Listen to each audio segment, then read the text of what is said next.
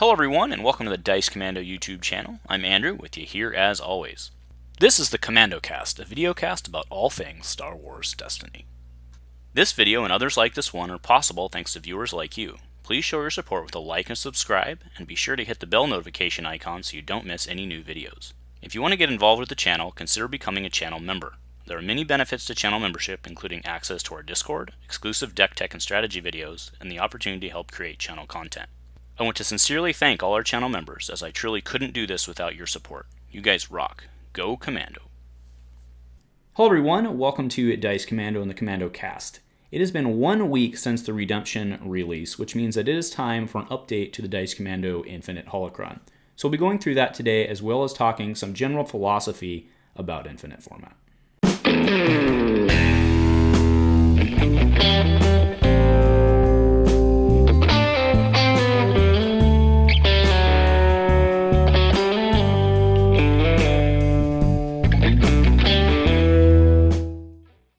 Everyone, thanks for joining me again today as we go through this and also talk philosophy. Now, we have quite a bit to actually go through today, not just the changes of the Holocron, which I think are pretty substantial comparatively, but also I did want to take this opportunity to talk about philosophy. Now, I could have broken this up into 2 videos, but I didn't want to do that, and here's why. I mean, look, the Google Analytics tell me that from an engagement perspective, splitting it up into 2 videos is better, and that's not just a clicks thing. It will reach a wider audience because you have 2 videos out there.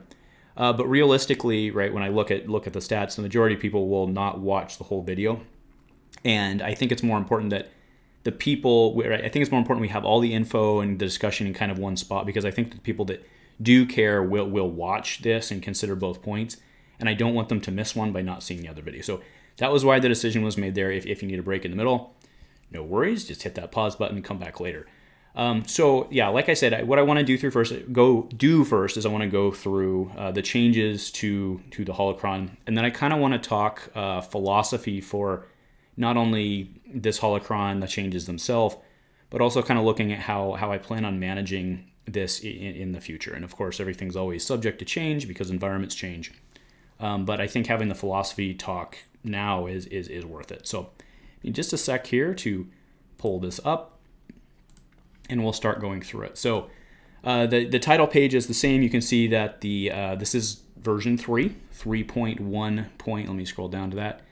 3.0.1 effective today, the day that this is going live, which is February 5th. The link, of course, will be in this video, and it will get put around. Now, again, this is one of those things where if I have to make changes because people catch typos or something, which is very likely to happen at some point, or some other erratas will be added, obviously I'll just come back and I'll update the link on the video. So if the other links out there, they will be stale. But we also have this on, I know ARH links it, and one of the easiest way to get it is to link the various Discords, because that's a more, we can just put the new link in there. So without further ado, with further ado, I kind of want to summarize what's changed. So overall, I have removed what was known previously as a limited list. We've expanded the bans, and I've created a watch list, as well as updated this for those that care. We've updated this for the ARH Infinite format. Okay, so let's go ahead and just get right into this. Now, in the previous version that was out there, the one we did after FA drop, I did have Wild Horizons on there, just grayed out. Unfortunately, folks, I've removed it. I mean, it was sad, but it's just the reality of the situation. So you see that traditional Infinite is the same, right? It runs up through Transformations, which was the disengagement of Fantasy Flight Games. And ARH Infinite, we've added Redemption. So we have FA there and RDM. I've honestly, just for simplicity and trying to track down all the symbols, I've just started using the set codes. I think I don't think anybody's going to have a problem with that, and I think it's pretty clear. Okay, especially because they're actually defined within the document themselves. So, all right. And just to remember, right, this is because if people want to play traditional Infinite with just FFG cards, I want to still support that. So that's why we have the 2 separate formats here. All right, moving on to Balance of the Force. So I did make some changes to this section particularly, primarily this here. I'm highlighting it. I hope that translates. It does. Okay, perfect. So what I'm highlighting here, and I will now unhighlight, what I've done is I've made a change in that traditional infinite point values are listed in red. Now that's where it always was before. But if ARH Infinite has diverged, the point values are then listed in blue. Right, so if we have one character that's 1 point in one format, but two, different points in another format, that's where it will come up. The example here, the only example where it's really relevant is Sinjir. Sinjir is still 1215 in Fantasy Flight because that's where Fantasy Flight left the game. So he stays there for traditional Infinite. But in ARH Infinite, he maintains 1013 because that was a change that ARH made shortly before the Redemption release. And then we did, so technically by what I said above, we don't actually need to call this out, but I just did for simplicity's sake. These are ARH Infinite specific, which are Elric, Kes, Inara, Tyrone, and then United We Stand, right? So again, nothing has been changed here that's not consistent with what was already out. From a traditional standpoint, nothing's been changed with what was consistent with the last FFG Holocron update. So that is all there. Now, to be clear, they never did update their Infinite Holocron. They updated their standard Holocron, but of course, I cascaded those changes in because I think it was the right thing to do. So just to be clear there, right, the Infinite Holocron that they have is way out of date, but this captures all of the changes through standard. Okay? All right, so moving into limited list. Now, I left the limited list in for this version only, just so that it was clear that the section itself is being removed, right? It's one of those weird things where, like, if you delete something, you can't show that there was a change made. So that's what I wanted to do here, was I just left the section in and said it being left in this version of the document only showed it no longer exists and it's been removed. So why was the limited list removed? A couple of reasons. One, functionally, what we wanted to do, what the original vision of it to do, was to avoid bans. It was to limit problematic cards and avoid bans altogether, because when Mike and I did this originally, we didn't want to tick off certain portions of the community that wouldn't like a banned list. And to be frank, a lot of that was overlapped with actually we didn't want to tick off the guys who many of them are on ARH, and then ARH decided it was okay to ban cards, so I'm on board, right? Toot.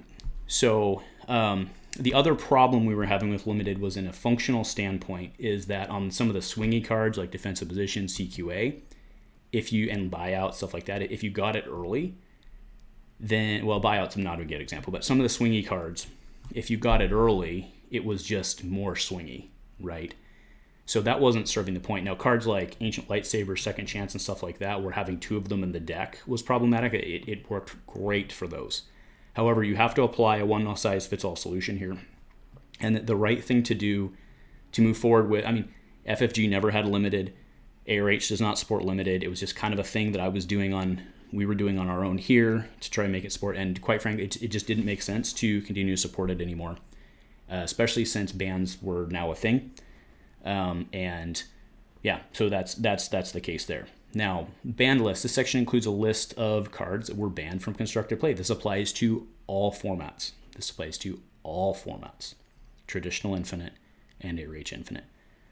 And what I've also done here is you'll notice not only have I added many cards to the ban list, but I've also given a reason. Now, whether or not you agree with the reason, that is up to you. But what I wanted to do was provide an explanation as to why those decisions have been made. All right, so buyout, for example, I think buyout's pretty clear. As Destiny developed, the ability to generate resources has really ramped, and buyout has no cap. And I don't think that this card is reasonable to include in an unrestricted and unchecked format. So very, very clear there. Friends in High Places is another great example. With the power, we even saw it in the Vader meta, right? The Vader Greedo meta, how powerful this could be, but with the unrestricted power creep on point and die sides, even through like Convergence block, having this card just didn't make sense anymore, right? So Friends in High Places had to go, right? So again, we have buyout, CQA, Commando Raid is on there, mainly because of like Leia and stuff like that. Defensive Position, Faithful Companions, no brainer there. Friends in High Places, Guard, Price of Failure, and Second Chance are all banned. Moving in now to the watch list. So this is a new section that I've added, primarily, to be frank, to kind of capture some of the potentially worrisome cards that we're seeing from ARH. And that's not from a design standpoint. Like, we can talk about this a little more in the philosophy section, but fundamentally, a designer should never have to design their card around the infinite format. Like, that's an unreasonable expectation. However, cards like Admiral Akbar and Dr. Aphra from Redemption, with the whole card pool, could be very problematic. So I think it's reasonable to put them on the watch list and just see if they end up being a problem. Like, maybe Dr. Aphra doesn't end up being a problem. I don't foresee a world in which Akbar is not a problem, but let's at least run a tournament or 3 and see how they go before we move them to being banned. So that's really the concept here, is to make sure that we captured everything. And then you'll also notice that basically the cards from the previous limited list that did not get banned are now on the watch list. But to be clear, that does mean that you can play 2 Ancients in your deck now. You can play 2 Force Illusions. You can play 2 Force Speeds. We'll see how that goes. Do remember Force Speed's restricted with Palp. Force Speed, I would have to say, is highly likely to go. It's perhaps the most hated card of all time in Destiny. But we'll see. Right now, I don't have any specific reason to ban it because we've restricted it with Palp. So anyway, that's where we're at right now. Restricted interaction list works exactly the same as before. I like the way we did it. It's a little extra work because you have to do double entries with the way that we do this. But I think it makes it clear. Some people have given feedback, well, I want it numeric or I want it alphabetic or whatever. I think just going by set is easier. But again, all the information's there. So we have added 3. They're highlighted in blue. We've added 3 of them, technically 2. Actually, it should be 4 because there should be 2 lines for each. But maybe Jawa Dunk Dealer. Yeah, I just didn't highlight it. It is there. So it is 4, excuse me. Okay, but Docking Bay and K3PO from Redemption, those, again, if you're a traditional infinite, it doesn't even affect you, right? But Docking Bay and K3PO from Redemption, they create an infinite loop. From day 1 in Destiny, this game has never been willing to tolerate infinite loops, nor should it have to. So that one's an obvious ban. Lanza came to me before. He actually showed me the card before it dropped, and he said, hey, what do you want to do about this? And I'm like, let's just restrict them so they can't be played to each other. And I think I used the word ban there. I apologize if I did. We're banning that combo. We're restricting them from being played together. So no infinite combos with K3PO and Docking Bay. General Rican and Jawa Junk Dealer, I'm putting them restricted. I know there's some debate of whether it should be Rican, Jawa Junk Dealer, or Rican, I forget it now, the one that gives shields across the board, standoff. At this point, I've seen enough gross stuff happen with Rican because there's so much options there that I'm putting Rican and JJD on there. There should I'm sorry, it doesn't even matter even in Infinite, there should be no world in which you can mill your opponent in 2 rounds. Like, that just shouldn't be a thing. And I realized that, that's the thing, is in that one, not even all the stars have to line to do that. Like, it's pretty darn good. I don't think I've ever seen that deck. Yeah, either way, I think everyone understands what I'm picking up laying down there. So that's the decision I made, is restrict those 2. That is my decision. If you don't like it, you can not like me. That's fine. But I think it's the right thing to do. Still have PTSD from that tournament, and I wasn't even playing in it. Right, so the errata section is what it is. It captures, again, so actually, before we scroll through it, let's just be very clear about the errata section. I'm not adding any of my own errata. This is a collection of all of the errata that is valid. It includes FFG errata through the lag of standard. It includes all of the ARH errata. I am not errataing any of the cards, with the exception of Holocron. We did Sith Holocron. We did do that one, right? We changed the special to set this upgrade aside to play a blue ability on the attached character, reducing its cost by 4 and reducing play restrictions. It was just too much of a problem dropping free death fields with Palpatine. And I don't even really think this changes much, except that it doesn't go back to your hand either, which is I guess that's a pretty big change. But Sith Holocron, barring this, would just need to be banned. So we figured, again, and remember when Mike and I did this, we were trying to avoid bans. I think this has been okay. So anyway, we'll leave it there. But again, as far as the ARH stuff, just so nobody gets anything tied up into a knot, I have not changed anything in Faltering Allegiances. That's not only is it not the intention, it's not the desire or the long-term goal to do that. Okay, so that's the errata. Character subtypes, I did add, Tyrone should be down here somewhere. Tyrone is captured in the errata.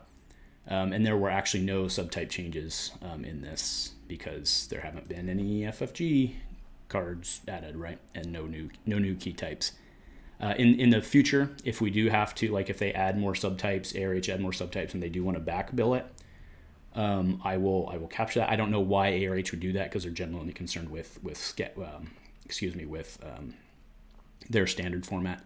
But if we do, we can do some sort of red-blue type thing like we did in the point section. But again, there are no current changes. Updated the change history, of course. And okay, that is actually it. So again, that is the Dice Commando Infinite Holocron. It's effective as of today. The reason that's important is we do have infinite tournaments that we're going to be running through ARH. They will be, of course, ARH standard tournaments in that case. But I still do run traditional infinite tournaments through Dice Commando. At least once a quarter is my goal. So we will be, of course, using the traditional infinite portion of the Holocron. But again, just to be clear for our traditional infinite folks, not really much has changed, and I don't think it should have, right? Because, aside from General Raken and JJD and then the band list changes, there's not much that changed, and it shouldn't be because there's really not much more news there, right? So we will continue, obviously, to monitor that on an ongoing basis. I'm still very passionate about keeping Infinite as a primary vehicle for FFG legal play. So all right. So now what I'd like to do, let's go ahead and get this guy out of the way. Actually, I guess there's no reason we can't leave it up.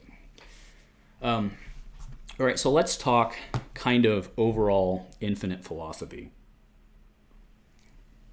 And the reason this is important is, to be frank, it's because of the coordination between ARH and there's a lot of other groups, like TCI is kind of doing their own thing. There's the Infinite Playground out there, which is using mine and then kind of spoofing off of it. And there's a lot, it's really kind of the Wild West of Infinite. So I wanted to make clear to everyone kind of where my head is at in terms of my philosophy on Infinite. And because until I'm usurped, right, as the protector of the Infinite Holocron that ARH has adopted, at least for the time being, I do think it's important for everyone to at least understand where I'm coming from. Again, you may or may not agree with it, but I want you to understand why there's a logic behind what I'm at least trying to do, right, trying my best to do. So, like I said, I do believe, like I alluded to before, I do believe that first and foremost, Infinite should be a vehicle for FFG real play. Meaning, that's why I'm very focused on still having traditional Infinite supported as its own entity in addition to the ARH portion of this. And I think that having two separate I know it would probably actually be easier to have two separate holocrons because then I could just say, okay, this is traditional Infinite, done, right? But I still want to manage it on an ongoing basis. And I think it actually does make functional sense to keep them in the same holocron so that they can capture the changes back and forth with each other, right? Because if something has to change in main Infinite, it should change in ARH standard. Okay? That said, it leads us to an interesting problem, right? So everyone, not everyone, but many people see Balance of the Force as the way to make bad characters relevant. And obviously, that's been a fantastic tool that we've used. The problem with that, specifically as it goes to the future, is when do you stop? And what I mean by that is, let's say we drop one character. Well, now another character needs dropped. Well, okay, now another character needs dropped. And you combine that, and that's the problem even in traditional Infinite. And now you combine that with the fact that, it's no secret, right? Even the most fervent fanboy cannot deny the significant power creep in Redemption, right? It's there. It's very clear. So if Redemption drops and now we have the characters who are already on the Balance of the Force, well, maybe we need to drop them another point to make them good, right? And then 10 sets down the line, do we have, obviously I'm being somewhat hyperbolic here, but I think you can follow my point of if we continue to see power creep, even at the FFG rates, eventually we would get to the point where we'd need 2 and 3 point characters, which I think we can all agree would just body slam the game, right? And of course, like I said, I'm being hyperbolic. You're like, whoa, we would never have 2 point characters because meh. But my point is, at what point do we say enough is enough, right? That's really where I'm going here, is as creep continues and we have to drop to manage that creep, at what point do we just say enough's enough? And in my opinion, that's today. I believe that since FFG's done and disengaged, that from a FFG legal standpoint, we just draw the line in the sand right here and say, this is what FFG, this is the points values that FFG gave us when the game ended. Done. Right? That is my personal philosophy on it. And I don't think that's just, I mean, yes, it's a convenient standpoint, but I don't think it's just a lazy standpoint. It is that at some point, we can't be bombing the format every time a new, like, another good character came out, well, we better drop Leia another point. Well, if we drop Leia another point, we better drop Padawan another point. Like, we can't do that every set, because it's eventually we're just going to have an unrecognizable, completely broken, and by broken I don't mean like, broken like Infinite normally is, I mean shattered, right? We're going to have a disjointed, shattered mess of a format. So again, like my philosophy here is I really believe that, barring other weird things happening, that drop the balance of the force for point drops gets drawn in the line right here. Now I could see in the future, I don't know how that would be, but I could see in the future some sort of positive balance of the force for some old character in combination with something for A or H. I could legitimately see that. More than likely, in that case, we would just restrict. Would probably be the easier thing, and the less messy thing to do would be a just restriction. But I'm not ruling that out. But I am saying that, we're not going to have 2 point first order stormtroopers 5 years from now. Like, it just, I think everyone agrees that doesn't make sense. And at some point, you have to draw the line in the sand. And I personally think it should be today. So that is my philosophy going forward. Now, I obviously reserve the right to make small decisions on that. But I know that a lot of you guys know my project management standpoint, my management standpoint on a lot of stuff like that is, you have to be firm on the rule. Because the minute you make an exception, why can't we make other exceptions? And that is an especially damaging philosophy. It's especially difficult to deal with in Star Wars because everyone's emotionally invested in their character. It's like, well, I get the rule, but like, I really like Boba Fett. Like, I really like him. It's really important to me because Boba needs to be good. So, let's make Boba just 1 point. Well, and that's fine and good if the entire community agrees that Boba should be good, right? But somebody else wants Leia, and somebody else wants Han, and you see my point, right? So I'm a very firm believer that you have to just set the rule and stick with it, because if you keep making exceptions, you have to keep making exceptions, and then you keep pushing the line on the exceptions. Well, what about Finn at 16? Well, what about Zeb at 17? Hell, everybody's 12 now, right? So anyway, I think enough on that. But I really do think that in order for this format to succeed long term, the only way to do that is to just draw the line in the sand. So, all right, I think enough about that. So, I guess that's actually pretty much it. Now, I did want to talk about, specifically, I kind of alluded to it earlier as well. That was very clear. I'm not changing ARH cards. That's not my job, right? I'm not going to come in and redesign an ARH card. The tool for handling, right? We are going to have ad infinitum more cards coming into the format. I mean, that's literally the way this works. Every card made for ARH standard will go into the format. Instead of fixing those cards on a case-by-case basis, restrictions and bans are likely the way to go. And we do need to accept going forward that, especially with, like, in ARH, right, the example I already gave of Afra and Akbar, there's no reason that they shouldn't be allowed to design cards like that. Like, it's not their job to design around Infinite.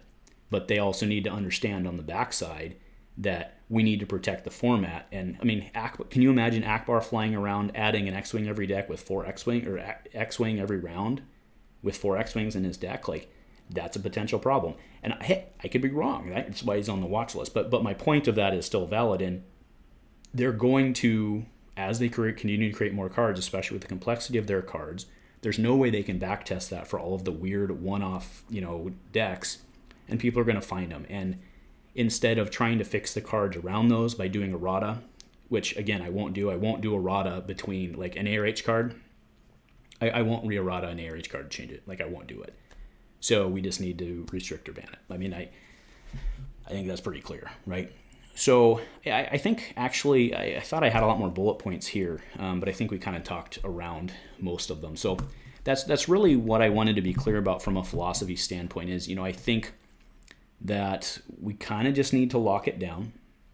I think the time is now. And, I want to be clear, there's a lot of guys out there who, like, not a lot, the Infinite Playground, for example, Drac and Toon over there, they have, it's kind of like, they kind of have a wheel every day. Like it seems like there's constant changes as they're trying to get things nailed down. And I don't think those guys are ever going to nail things down. Like I think they like to keep it fresh by changing the points. But keep in mind they're doing points at the same time they're doing errata. It becomes very difficult to keep it nailed down. And there's a reason, in my opinion, that they're using my holocron as a starting point, because they're not trying to redo the whole thing. They're using a starting point and changing from there, right? And that's why, for me as a person who's in charge of protecting the base, the concrete, the foundation, whatever, I think that having a lockdown point and doing minimal changes, especially for traditional Infinite, right? Doing minimal changes is the right thing to do. So anyway, that's going to be it for today. I've certainly talked long enough. If you stuck with me this long, you clearly care about the format. So thank you very much. Obviously, the link will be below. Feel free to share it. However, it does help, not just me from like a click standpoint, but it does help if when you link to it, you actually link to the video instead of the document itself. Because like I said, if I have to go back and change the document, your link's going to be broken. People will have out-of-date files and so on. So I think that's really the best way to do it, in my opinion. And that's not just a selfish thing for clicks. It's really just the best way to do it. So, all right, with all that said, again, thanks. I love the people are passionate about Infinite. It's obviously going to be the way that the FFG cards are played forever. I think it should be, because Standard's going to get real boring at some point. And Infinite provides a lot more often. So again, thanks for joining me today. Leave your comments and thoughts below. And if nothing else, guys, thank you, and go Commando.